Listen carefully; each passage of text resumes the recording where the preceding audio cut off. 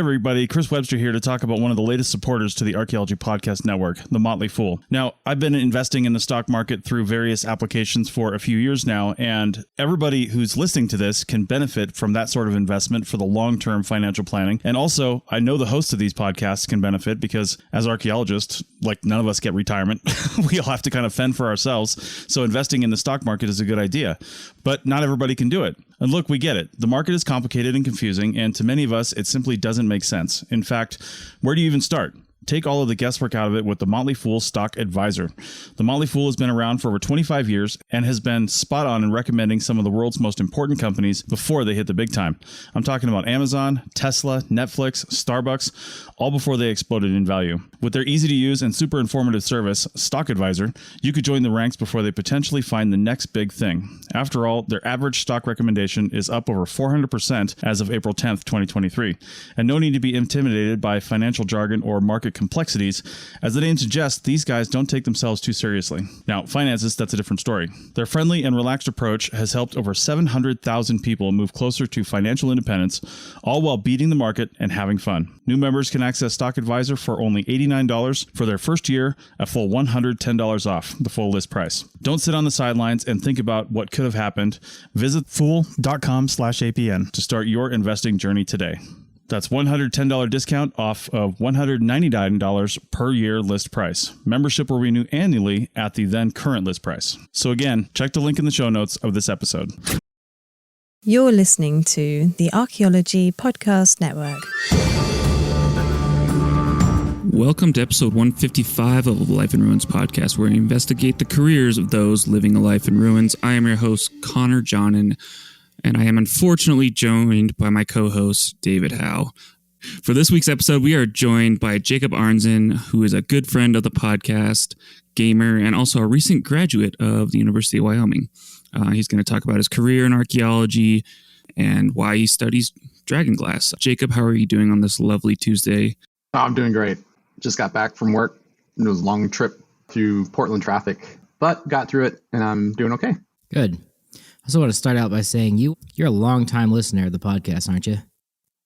Yeah, I pretty much started listening to you guys, well, episode 1. So. Wow, really? Yeah. Like, well, you guys, when you started, I was still in, I think I just started working for the Forest Service. Okay. So, yeah, it was kind of fun because I would download your guys' episodes and bring them out with me to the field. And then during lunch break, which is usually our 30-minute break for lunch, I would turn it on. Just have like some background noise or like just to listen to what you guys have to say or what guests you had on. Yeah. No, that's good to know. Have you rated and reviewed the podcast before? Yes, I have. Okay. It's very important to do so. You passed the vibe check. That's good, man. Cool. That's a warning to all you other guys. You get to come on the show if you rate. No, actually, I don't know. Absolutely not. I'm not allowed to make like what is the Sith deal? Promises? Absolutes. There you go. And Carlton's here. Anyway, yeah, Connor, take it away.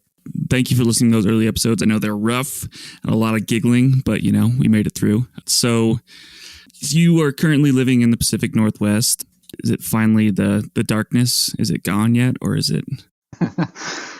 Yeah, I mean, it's actually been gorgeous here for the past 5 days. It's been great. Like we had an 80-degree day Friday, and then it was again 80 on Saturday and Sunday. It started cooling off, and the last couple days has been pretty cool, but partly cloudy. But it's been still pretty warm and sunny, and it's been great. Like we've had a pretty long winter out here too, and so it's we had snow up in the foothills not too long ago, so it was kind of a long winter. Yeah, we're finally turning the corner up here too, which is thank goodness. Although winter in Wyoming is like till June, so yeah. I had friends come visit me when I was there in May, and you start doing field work late May, and they came out to visit. I think it was May 1st, and it had just dumped snow like a blizzard, and they were from Tennessee, so they hadn't seen that much snow in their life, and they're like, "Whoa." Welcome to Siberia. Yeah, exactly. So you grew up in Oregon, but not in the place that everyone kind of pictures Oregon as, right? The place you grew up in is a little different. Yeah. So most people, when they come to Oregon, they think of this almost like tempered rainforest, very, very lush and green, very wet, very gray, gloomy. I think of veganism.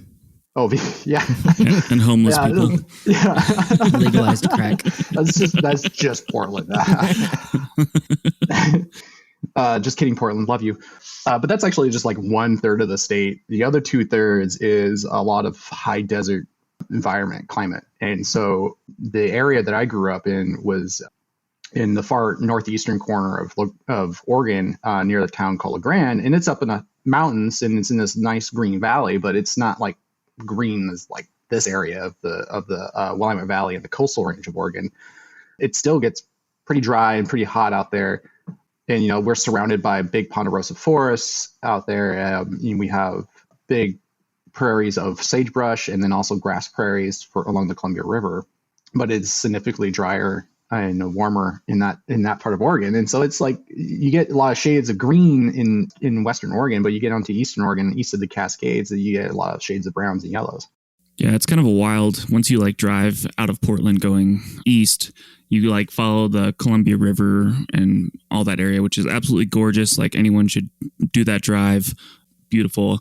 But then you really get this like quick transition to like, oh shit, I'm in the desert. Yeah, it does change really rapidly as soon as you get past like, especially the Hood River and when you get to the Dalles. Yeah. Yeah, it's a absolutely beautiful area. I drove through La Grande and Baker City, the metropolises that they are, and no, it was beautiful country out there. It reminds me of bits and pieces of like Montana and Colorado, kind of those intermountain valleys and whatnot. But when I was driving through there, I also thought this has got to be a great place for people to live. Like historically, prehistorically, like it just seems like a great place to settle down. Yeah, absolutely. So Eastern Oregon has a very extensive archaeological and historical record. You know, some of the oldest sites in Oregon are located in Eastern Oregon: Paisley Caves, Conley Caves, Rimrock Draw. And these are really old Paleo-Indian sites. And so having them in Eastern Oregon means that this place was pretty special for people even for that long ago. And, you know, and this area has been continuously used even from that time all the way to historical period. And, you know, this is like some of the first locations where pioneers would have came to in Oregon. Yeah. So it seems like it's a pretty, you know, great place to live, like you were saying, prehistorically. And obviously Clovis comes through there, or maybe something before Clovis. But can you tell us why? And like growing up in New York, like one, I thought it was Oregon. And two, like we played Oregon Trail on the computer, and like, why was Oregon like this bastion of like, you know, why is there a trail that goes through there as opposed to California or, you know, Washington? Right. Well, there's actually the California Trail, which was part of colonization of California by Americans. But like the most famously known Oregon Trail is actually just like it's multiple trails, a system of trails that all lead to Oregon. The reason for like this push to move to Oregon was kind of like was to outcompete the British, because the British were also moving in. The Hudson Bay Company had a big part to play in Oregon history. Even just right after Lewis and Clark came through, 1802 to 1804, the Hudson Bay Company right away came in and were like, oh, there's a bunch of furs out here. So they started establishing quite a bit of a presence out here. And then the American government was like, oh, we need to have an American establishment on the Western coast. So by promoting the Land Grant Act, which was allowed for American citizens to acquire 160 acres of real estate in the West, non-settled areas. So, and granted, this is all land that were taken from the local indigenous groups. So yeah, non-settled is non-settled is like, yeah. So what I mean by non-settled is non-settled by white folks. Yeah. And so, you know, it was very tantalizing for a lot of Americans who were struggling to make established farms in parts of the East because it was getting kind of crowded out there. So it was quite tantalizing to get free 160 acres of real estate in this barely publicized primo farmland in this new land, in this new Oregon country. So it really kicked off in the 1840s, the Oregon Trail, and tens of thousands of immigrants made that crossing to Oregon. So when they first got here, though, a lot of them were quite surprised to realize that there was already bunch of white settlers already here. A lot of them were Scottish, Irish, and French Canadian fur trappers that were employed by the Hudson Bay Company. But when they retired, the Hudson Bay Company kind of promoted that they should stay here and farm the ground and grow local crops here, so they can sell it to the Hudson Bay Company, and the Hudson Bay Company can sell it to their fur trappers for make bread and stuff for them. A lot of hardtack. I know in Wyoming, when I worked on Oregon Trail sites, like there's a lot of like graves, and like obviously children's sized, some of them adult sized. In Oregon, do you see a lot of graves, and do they mark and denote that they died of dysentery? No, not really. I don't think there's like a significant amount of graves that we find. It's not an option on the site form. It's not an option. Well, is an option on the site forms for graves, but like it doesn't specify what kind of graves. Because I'm sure Connor could run a model on GIS that like filters out which ones were dysentery and which ones were wolves. Yeah. Well, I mean, through my career of working in Oregon, I've only found, well, not even found them. It's only been, a lot of these were already known grave sites from pioneer journals, because they usually kept pretty good records of like who was on there, and then who died, and we cross-referenced it with a lot of diaries and journals from all these pioneers. I mean, maybe they might have mentioned in their journals that they died of dysentery, but it's not going to say that on their headstones. And a lot of these headstones are just made. You can't spell diarrhea without diary, so. Well, and a lot of people can't spell dysentery during that time, so. Right. Yeah, and like a lot of these headstones are made from wood, so they're not going to survive the elements. So. Sure. Yeah. All right. So, sorry. It's an extra. It's too much characters in the space. Right. They hit their character limit real quickly. Yeah. In that area, obviously, and you specialized in obsidian, which is volcanic glass, or must be Dragonglass. Dragonglass. It like the native groups use that, or the indigenous groups there, like utilized it pretty well because it's pretty common. But before we dive into that, could you tell us, like, before obviously the Euro Americans got there? And I guess Lewis and Clark, can you talk about that first, I guess? And then I wanted to know what tribes lived there, or, like, who was there? Yeah, I mean, you're basically asking me about all the tribes that lived in Oregon. And the answer is there's a lot, and a variety of different distinctive groups.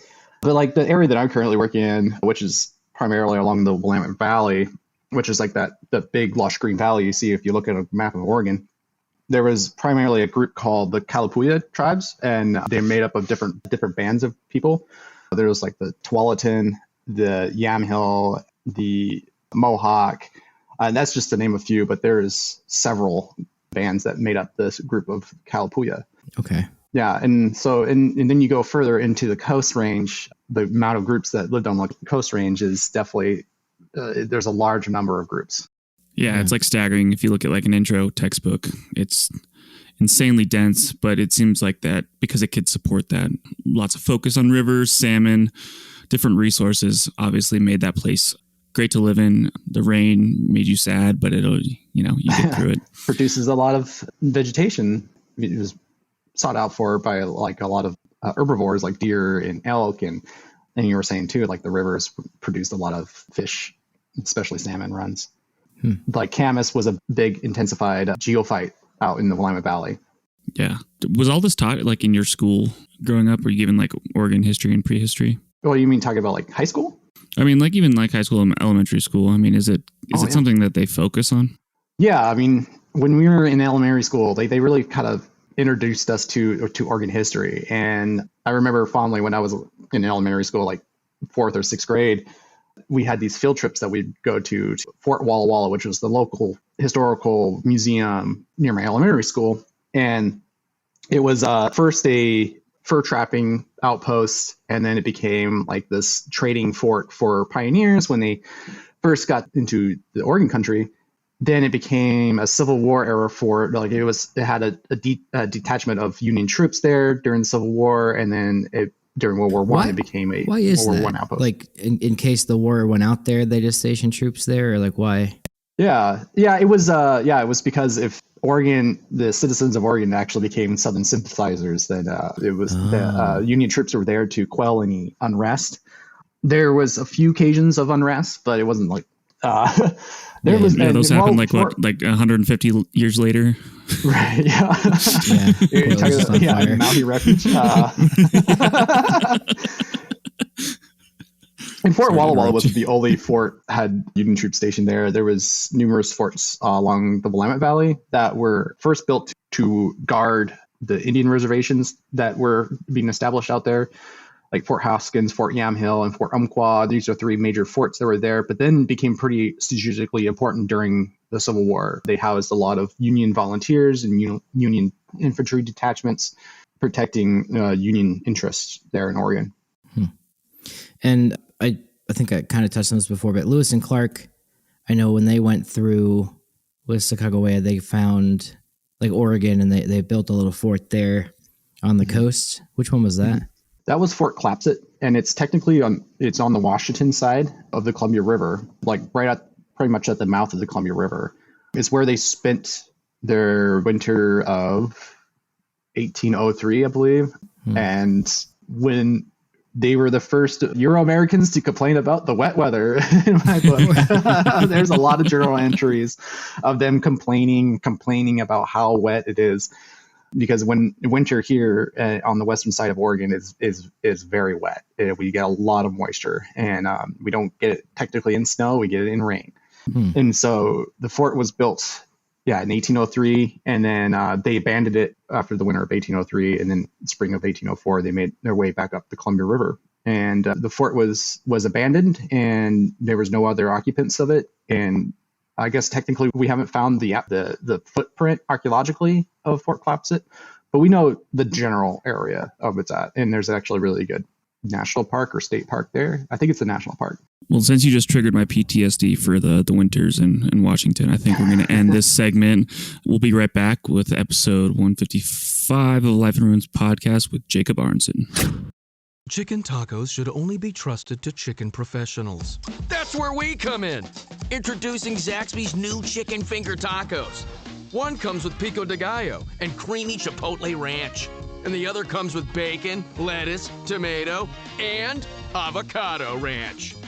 Chicken experts since 1990. Chicken taco experts since now. Order yours today in the Zax Rewards app. Woo, saucy! Zaxby's. Is your vehicle stopping like it should? Does it squeal or grind when you brake? Don't miss out on summer brake deals at O'Reilly Auto Parts.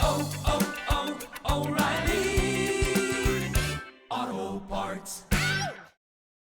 Welcome back to episode 155 of the Life in Ruins podcast. I'm here with Connor John, and you guys know that. Sorry to put him on you guys. And also we're here with our friend Jacob Arnzen. He is obsidian expert, man. Can you start with what is obsidian? What's obsidian? Must be Dragonglass.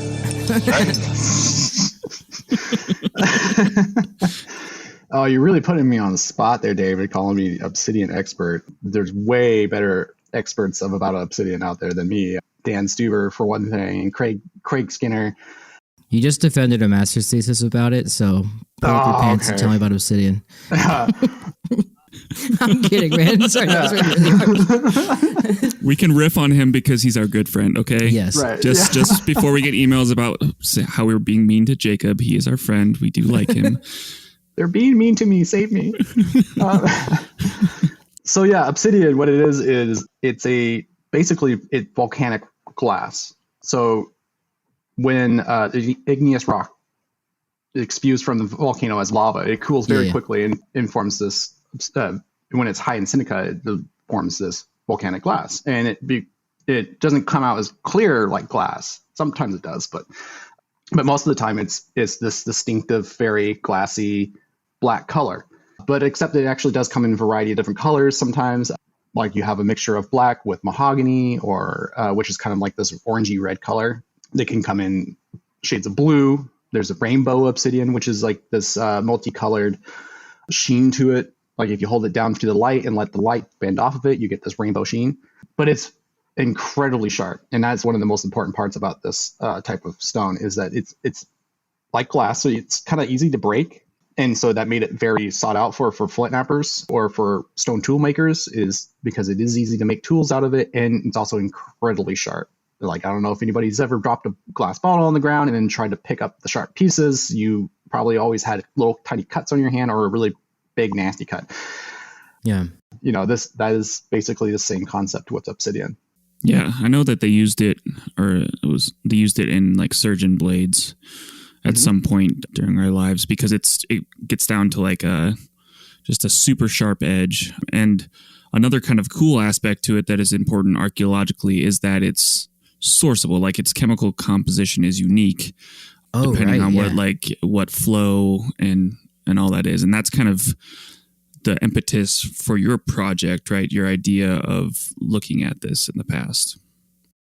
Yeah, exactly. And it can be easily sourced too through a process called X-ray fluorescence, or XRF for short, which basically just means that it just shoots a laser, X-ray laser at the obsidian, and then it just measures the different reflections bounce back from that, and looks at the chemical compositions of them. Because you're right, because every obsidian flow has a different trace element compound to it, and it makes it very handy to know these trace element compounds in these flows, because then when we find obsidian artifacts in an archaeological site, we can use XRF to source it back to it. Mm-hmm. And that was kind of the premises of my thesis, which looked at the distribution of the type of obsidian from the flow Glass Buttes, which is located in Central Oregon. Well, and it's sweet that, because in like cherts and stuff like that, we don't really have, and there's stuff working towards that, but other like forms of glass or rock that's used in the past, we don't really have that beautiful stuff. Technology. Yeah, that's the one. Can you explain where Glass Buttes is and kind of some of the variations and possibly the importance of it in the past? Yeah, so Glass Buttes is located in Central Oregon. So you go east of the Cascades, down past Bend, you just keep going down Highway 20 till you hit mile marker 75, and there's a road called Obsidian Road. And the mountain ranges off to the south from that milepost. There's two buttes there. There's big Glass Buttes, and then there's little Glass Buttes. But both of those mountains there are just covered with obsidian. It is one of the largest obsidian sources in Oregon, and it's one of hundreds of other obsidian sources in Oregon. But what makes this place pretty special is that it's a 796 square kilometer area of obsidian. That's wild. Yeah, it's a big source. So is there a big volcano under it then, or near it? What's really interesting is that all of Eastern Oregon used to be very volcanic. You look on the maps, like if you get on Google Maps and stuff and turn on the terrain setting, and you kind of just, or just even the satellite imagery, and you just kind of scroll around, you'll start seeing different calderas just scattered around on the landscape of Eastern Oregon, which includes the Great Basin. Like the Northern Great Basin is part of that, the Columbia Plateau. But this place used to be heavily volcanic. And I don't know if there's a caldera right at Glass Buttes. I don't think there is. I think this was just like a formation that formed there. And then as it eroded away, it exposed all these sources out there. And what's also really interesting about Glass Buttes is that it's not made up of just one source. It's not one flow, but it's made up of 9 different variances. So there's 9 different flows that happen there. And we know chemically the trace elements for each one of those flows. And so we can test different obsidian from different sites of like which flow they came from. Some of them are more sought out for than others, mainly because it was probably due to access. Like they had better access to this particular flow than, say, like variant 9. I don't think I've ever seen Glass Buttes obsidian 9, variant 9 found at an archaeological site yet.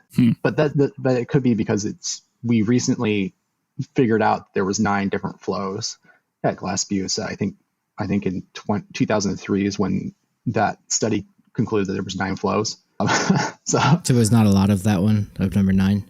Yeah, but there could be. It's just that a lot of the older stuff that was sourced probably that might have Glass Buttes obsidian 9, they just didn't know it was 9. They probably just lumped it in with the rest of Glass Buttes obsidian, which there used to be, I think, 4 flows prior to that. So it was just like Glass Buttes 1, 2, 3, 4. Nice. And because we can source things and we have this like unique opportunity in the past to see how things moved, and you kind of approached it theoretically through this like network analysis, or this trade network kind of analysis, right? one of the things I wanted to do for my thesis by using this distribution of glass beads obsidian was to use it as a proxy for changes in the intensity of social networks in between hunter-gatherer societies. Like, how does this change over time? And so what I did was I compiled a bunch of sites with glass beads obsidian in it. This was done through sourcing analysis such as like XRF, and compiled a data set of all these sites in there, and then I plotted it out on GIS and then separated them out by their the site's date ranges and into temporal groups using like pretty large temporal groups though, like the terminal Pleistocene early Holocene, which is like from 14,000 to 7,500 cal BP, and then the middle Holocene, which is to 3,000 cal BP, and then late Holocenes, everything post 3,000. But so I combined these up and then plotted it out via their temporal ranges. And what we see is that during earlier times, like during the terminal Pleistocene early Holocene, the distribution was quite restricted. It didn't really go beyond Oregon. And then during the mid Holocene, it started to expand further out. And then especially during the late Holocene, it just explodes. And a lot of it was ending up in British Columbia, which I thought was like the Salish Sea area, which is that the area where Vancouver Island's at, where Fraser Valley's at, the San Juan Islands. In that area, there was a lot of glass beads obsidian ending up there. And so what this means was that as like incorporating this distribution as a proxy for social networks means that and I guess I should explain what social networks are, which are the interactions between groups. And I was more thinking of like the actions of sharing or trading, exchanging of goods, mostly food items, and then also even creating agreements between each other, such as accesses to each other's lands for resources.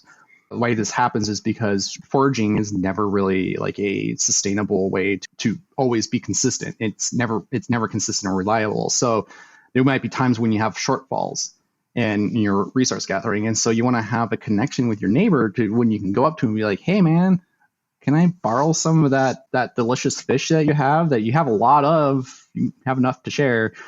And they would give it to you, but they would expect to be reciprocated later in the future when maybe say they have a bad time collecting enough fish. And so they might ask you, hey, can I get some of that extra huckleberries or elk meat? And during these processes of exchanging these food items such as like obsidian would be traded along with that. And it's not going to be the main object that's going to be traded, but it's just kind of like this part of like, thank you for doing this for me. And so that trade, and that kind of goes along across these cultural borders. And so as social networks intensifies, that obsidian that got traded to that first group might be trading it to another group later on as they're getting other resources from them.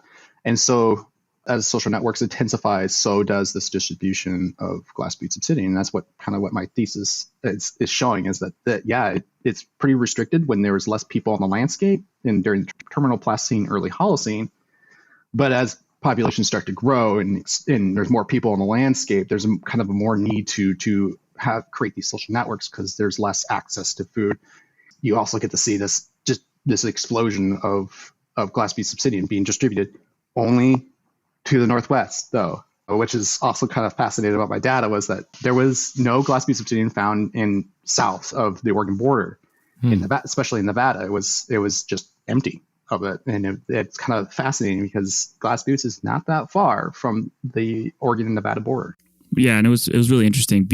David watched the thesis defense, but ADHD is a hell of a drug, and he might have missed this. But one of our professors, and I was at the defense in person, and one of our professors in front of us kind of had this really shocked reaction because Nevada is really not that far from Oregon, and there's no real barrier that blocks it from the obsidian going down into Nevada and entering those trade networks and social networks and expanding from there. There's no reason why, or reason why we can think of now that wouldn't go to that place. But you kind of had a hypothesis about that, right? Yeah, and that professor actually asked me that question as soon as I was done, because I also saw his reaction. I knew that question was going to come. He was going to ask me that question. And what the question was is what is my thoughts on why glass beads is not ending up in Nevada? It's probably because Nevada is also part of the Great Basin, and Glass Buttes is also located on the northern edge of the Great Basin. And so the people who were living along Glass Buttes, who had access to Glass Buttes, also had access to the same resources of the Great Basin. And so did the people who lived in the Great Basin in Nevada. And so if both groups are sharing the same kind of resources, if one group is having a shortfall in resource gathering because the climate is changing and maybe like certain resources are not as abundant and predictable as they were before, that means the other group B, is also having a shortfall because the climate and the resources are about the same. And so they're going to still probably not have enough resources to be able to share. And so since there was no ability to share resources between each other, there was no establishment of these social networks between each other, at least through the processes that I was looking at, which is the sharing, exchanging of resources or accessing each other's lands. Or it could also be that the territory of that particular group was much larger and it encompassed that. And maybe they weren't just bringing that obsidian with them. So that's really interesting. I mean, if you and your neighbor have the same crops and they both fail at the same time, you're kind of just both shit out of luck. So, yeah, exactly. Yeah. You're not going to want to go to them and be like, hey, I need, do you have extra food? And they're going to be like, no, man, we share the same crops. Like, it's like in Settlers of Catan, you're like, hey, I need some sheep, like fresh out, bro. Yeah, we're all out of sheep. It's like, I know you got that sheep, man. Don't lie to me. Yeah, I saw you drawing that extra card. Well, I guess I had this question earlier. Like, you're talking about these social networks, and I guess they're more in calderas than Silicon Valleys, but there is a lot of silica in obsidian. Anyway, these were terrible jokes. Really fast. Like Silica Valley, is that what you're talking about? Yeah, yeah. Glass Buttes, Silica Valley. Like, I imagine those are also for like genetic diversity too. Like, we kind of often, especially archaeologists, we just think of things in technology. But of course, back then when you're hunter-gatherer bands kind of traveling around, you gotta, trade genetic flow and all those kind of things. I wonder if somebody could use your thesis to look at that as well. But it's a kind of a tiny, precise area with little information to go with. But I don't know. I was just kind of thinking that when we were talking. Yeah, I mean, that was definitely something that myself and my advisor, Dr. Robert Kelly, or Bob, that we talked about quite a bit about was like, the same thing about like marriage partners, acquiring marriage partners. And that's definitely part of social networks. Definitely so. Because if you have a small group of population, you definitely want to seek out other groups of people to seek out marriage partners, because you don't want to start mixing in that gene pool. Yeah, you don't want the Habsburgs. Yeah, exactly.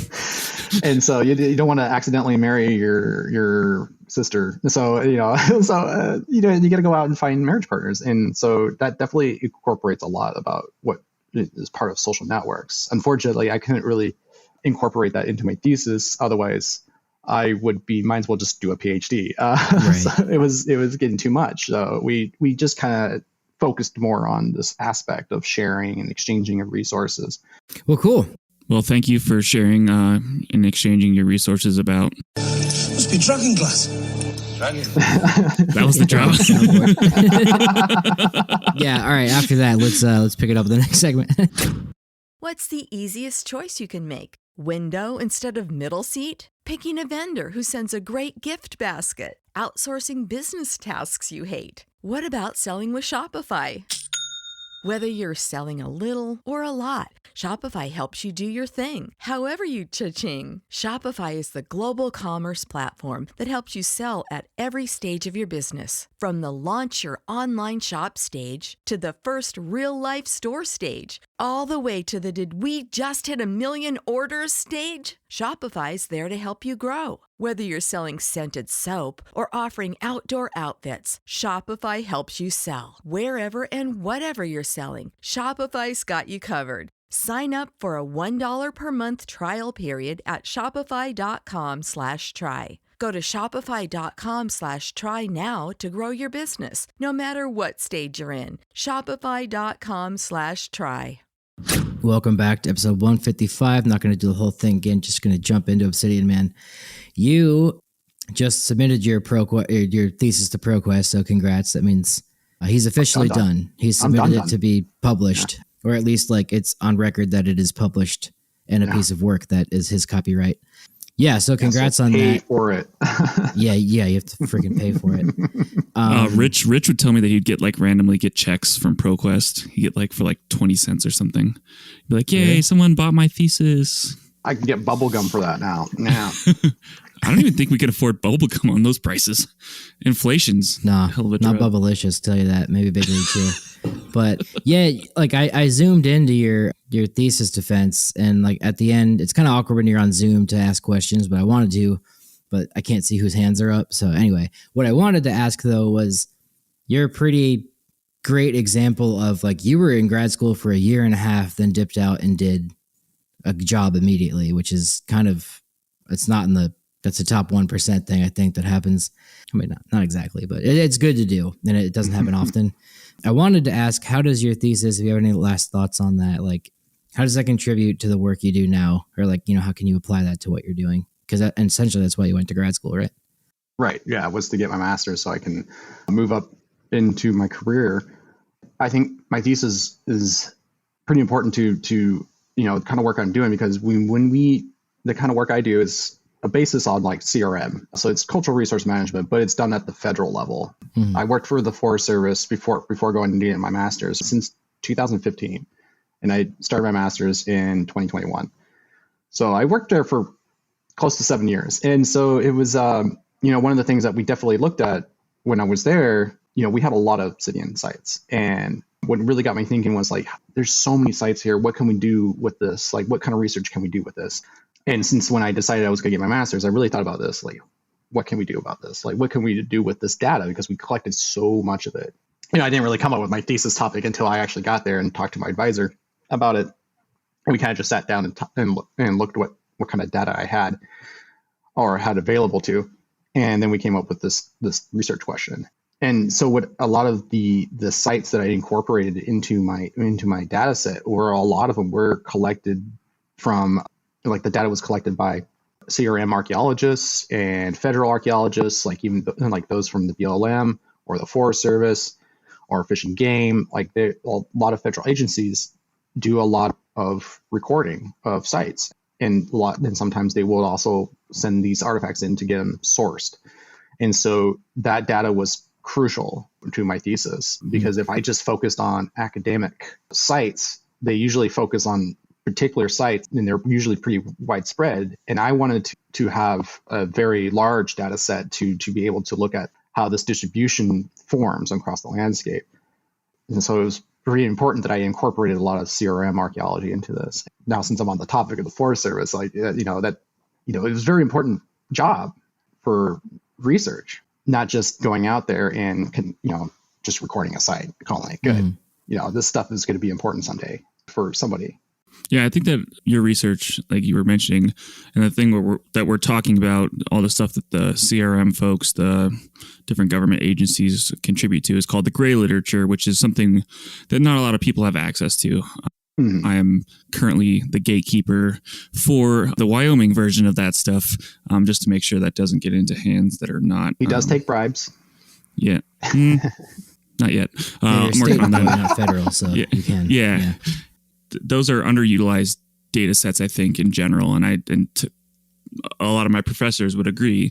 There's a lot of good data to be had in these gray literature stuff. And it's cool that your thesis showed the importance of that, and that the work people are doing on the ground is important. Mm-hmm. Yeah. Would you recommend that people get portable XRF if they work absolutely. In these areas? Yeah, if I had one, I would be using it all the time, because like I was saying, when I was working for the Forest Service, like this one particular forest I was working for, primarily all the prehistoric sites had obsidian in it. And there's a lot of obsidian sources in Eastern Oregon. There's over 100 of them. So it would have been really nice to have that portable XRF scanner out there, just boop, boop, boop, and just finding out what all of these pieces are, because we can't collect it all and just send it in to get tested. It's a lot of work to do so. So to have that portable XRF would have been super handy. To expand on that, and I guess for non-archaeologists listening, like it's not just about like, where did this come from? Like the piece of obsidian, like what source, just so you can match it in like a database. It's like, you want to know if you found something like some points or some flakes way out in Portland, you know, like where people used to live, where that came from, and you can see how far people were going from those obsidian resources to where they were, or if it was traded, or primary or secondary reduction areas, or if it was just, you know, sharpening it up with some pressure flaking and things. Yeah, I mean, I imagine that's like a big part of your thesis too. But yeah, and it's like I mentioned earlier, it's something we rarely get information on, and we know that people are like trading goods and moving stuff, but like we don't have like something as good as obsidian. Obviously, other stuff is being traded as part of this. It's probably obviously humans. I'm just kidding. You're finding other brides, Britons, stuff like that. So it's important. Portable XRFs these days, where they just like a couple $1,000s. Yeah, they're a couple thousand. I think they're definitely more than a couple thousand. But they look like sewing machines. Like I mean, it's definitely something we can't afford on our budget. But yeah, you know, it's hopefully in the future, this technology would become more available. And I mean, look at tablets. You know, 10 years ago, where all of us were still using 10 or 20 years ago, we were still using the Trembles. A lot of people I know, CRM archaeologists I know, you know, moved over to using tablets or just even our phones because they have just as good of satellite GPS receivers on it now that are just as good as the ones that were on those Trimble devices. So, and they were cheaper and more like available. So I think in the future, I think XRF would become like, you know, you could just take a picture with your phone. Oh, that'd be sweet. It would still do like an XRF analysis on it. That would be super sick. It doesn't seem that crazy. No. And I think there's even like some phones out there with like a LiDAR camera on it or something like that. So yeah, I think so. I also want to clarify, it doesn't look like a sewing machine. It looks like a screwdriver or like a power drill. Oh, like a DeWalt power drill. The one I'm thinking of was at the museum, and it was like huge, but yeah, most of them look like a little power drill, a DeWalt. Yeah. They're not very portable if they're sewing machine size. Yeah. Just carry it on your back. They're still heavy. They're not light a piece of equipment. They're kind of heavy. Yeah. I mean, it's definitely something you don't want to have in your backpack all the time and try to hike around in the woods up a mountain and then just go zap a couple pieces of obsidian. Well, I guess, yeah, it's funny to think about it too. Like they look like the little, when you're at the self-checkout, like the little like laser scanner, like you could just have your trowel and like a compass and just have that and just start zapping obsidian barcodes in the field. Pew pew pew. Why would you need to do that? I don't really know. Just to have better data while you're walking out there, but figure that out later. So we've talked about this informally on Sea of Thieves and in the bars, etc.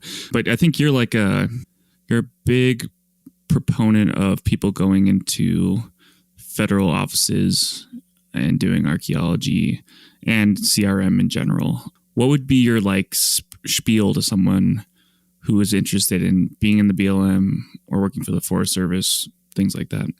Oh man, I got to do my recruitment speech. So I think it's a great opportunity to go into the a federal agency, like especially like the Forest Service or the BLM, mostly because you get to travel to different places that you probably never would have thought of to go to before. Like many people who worked at Eastern Oregon, they're like, I never would have thought Eastern Oregon looks like this, or parts of Oregon looks like this. And so like the Forest Service and the BLM offers a lot of opportunity for people to experience a new terrain, new landscapes, and new cultures. So, and it's also very steady work. Normally when you first want to start off with the federal service, like if it's a federal agency, as an undergrad, you're going to be mostly what we call a seasonal employee.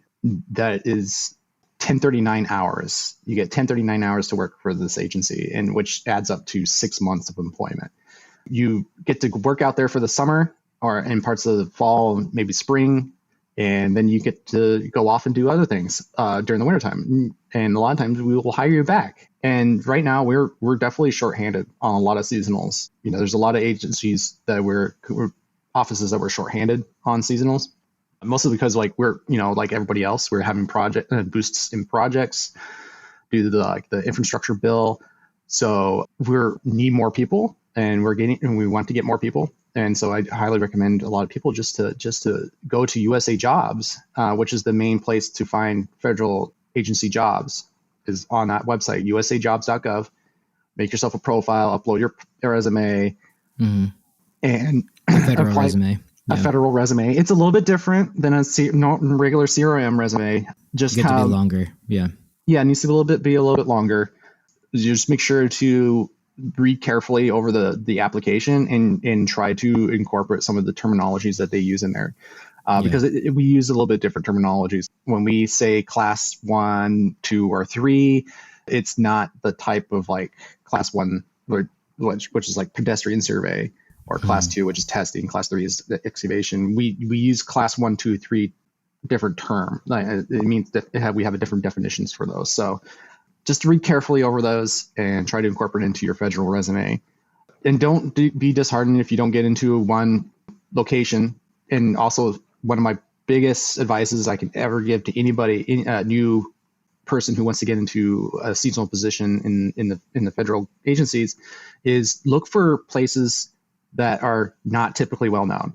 Like that's how I got to my job working in Eastern Oregon. I worked in a really small town that I frankly only been to a couple of times when I was just a little kid. So, but I had a great time, and it was a wonderful forest. I made a lot of good friends there. So yeah, definitely just apply for places you never heard of before. Don't apply for the very popular recreational areas, because a lot of other people are going to be competing for that. I mean, you can still apply for those. Definitely go for it. You might get it, but you want to definitely have a lot of backups.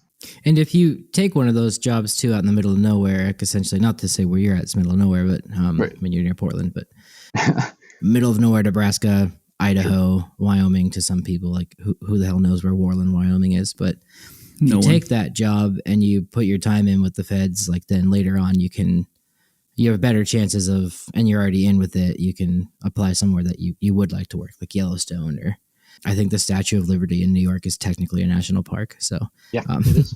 Yeah. Like you get to do that national kind monument. Of stuff. Yeah.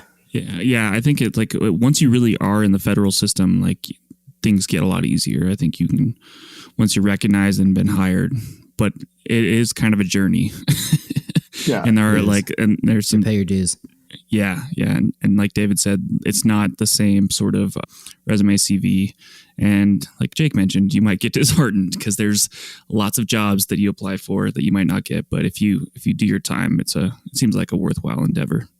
Yeah. Yeah. I mean, just keep at it. I mean, like I said, we're looking for a lot of people. So, I mean, some places just fill up super quickly, but some places don't. And so we try again. So if you don't get into the place you want first, just keep going and try again at a different place, and hopefully you will get it.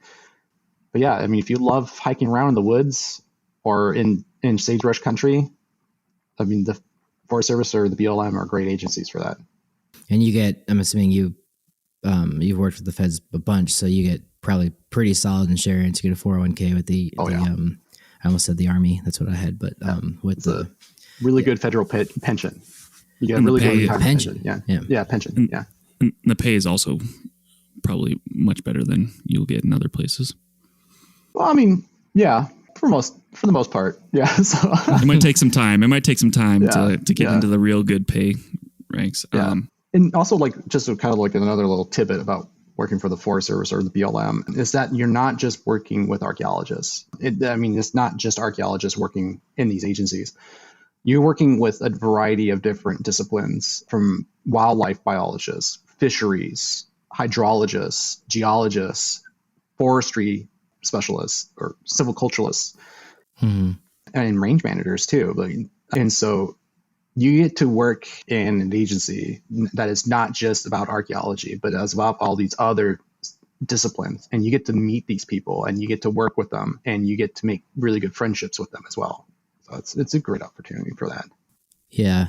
And what I always like about that too, from friends that do federal work, everyone's tax dollars go to that. So like not to say it's like a noble cause in any sense, but like you're doing a service to American, I guess, it gets weird because I mean you're working on indigenous land and stuff, but like you're preserving that essentially and mapping that out and like adding to that heritage a little more. Mm-hmm.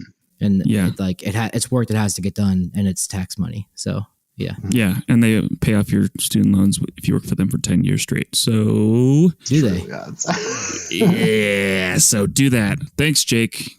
So much for coming on and chatting with us. Really appreciate it. Any recommendations for lit, for obsidian stuff that you can think off the top of your head? Just buy my thesis. Yes, Jacob Arnzen. No, there's a lot of good books out there for, or just articles really. Obsidian in Oregon, the Dan Stuber and Craig Skinner wrote a really good article on glass buttes, the history of glass buttes. And so, let's see, what else? The Winds of Winter, Game of Thrones, Dragonglass. Yeah. Fuck off. Must be Dragonglass. A Dream of Spring is the last one. All right, we're done. Anyway, we're not done with the interview. thesis. We're just done with him talking. Oh. David's done. Are you an Andreski, or are you with the other guy, Lithics guy? Oh, which other Lithics guy? So you're an Andreski. Yeah, I'm definitely an Andreski. I mean, Washington State's like not that far. A jump. Yeah. I know there's another book people use in Eastern Oregon terms. Yes, it's a hop, skip away, but cool. Yeah, David, what's the other guy? I can't remember his name because I'm Team Andreski, but there's another Lithics book out there that like I've said I have Andreski, and everyone's like, why? And they use something else, and I'm like, whoa. It might not be by an archaeologist. It might be Mike Waters, right? Oh no, he was geoarchaeology. He's geoarch, yeah. So remember, someone's shitting their pants right now listening to this because they want to say it with that man with his veins popping out his head. There's the British one. Yeah, there's a British, like the Jean Patois one. No, that's French. Yeah. All right. Well, yeah. Thank you. We'll put those links in the show notes. Jacob, if you had to do this all over again, would you still choose to live a life studying? Must be Dragonglass. Abso-freaking-lutely. I thought you'd be one of the good ones who said no. We're not sad. We're just disappointed. How do I say no in a very fun way? Yeah, no, that's cool, man. And we appreciate you listening to the podcast. I remember you telling me you ended up going to Wyoming because we talked about it enough. I mean, it was part of your decision, so that means a lot to us, and we appreciate you. And I got to be good friends with you this summer. Flint happened every day. It was real fun working with Obsidian. So blast. Yeah, I brought a bunch of glass buttes with me. A lot of the Obsidian was glass buttes. Jacob's a far better napper than me, by the way. Anyone listening? Jacob also liked and reviewed the podcast, so do that, and you might get on. He did do that. Or else guarantee anything. Yeah. You want to plug anything you want to plug, or I guess you want people to buy your thesis. That's right. Yeah. Oh, where can they find your thesis? ProQuest. ProQuest. Okay. Yeah, review the podcast, rate, send us emails, yell at David for being a Columbus sympathizer, and rating Jane Goodall. Just keep doing that. What do you know about Vasco da Gama, though? Or you can just email me. Email me and I'll send you my resume. I will probably be in the show notes. I mean, my thesis. Cool. Yeah. All right. Well, thanks for coming on. You have died of dysentery. Thanks, guys. And with that, we are out.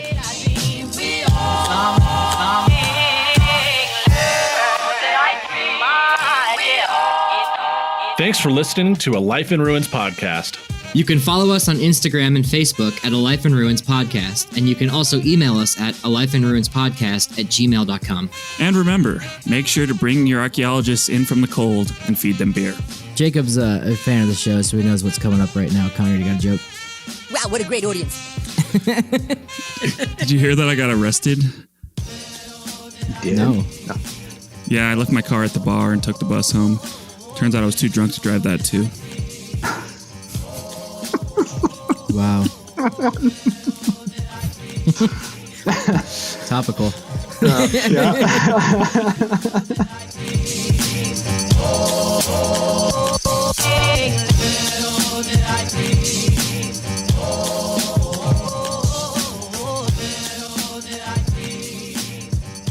This episode was produced by Chris Webster from his RV traveling the United States, Tristan Boyle in Scotland, DigTech LLC, Cultural Media, and the Archaeology Podcast Network, and was edited by Chris Webster. This has been a presentation of the Archaeology Podcast Network. Visit us on the web for show notes and other podcasts at www.archpodnet.com. Contact us at chris@archaeologypodcastnetwork.com. Chicken tacos should only be trusted to chicken professionals. That's where we come in. Introducing Zaxby's new chicken finger tacos. One comes with pico de gallo and creamy chipotle ranch.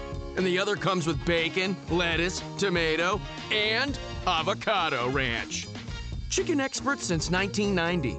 Chicken taco experts since now. Order yours today in the Zax Rewards app. Woo, saucy! Zaxby's. .com.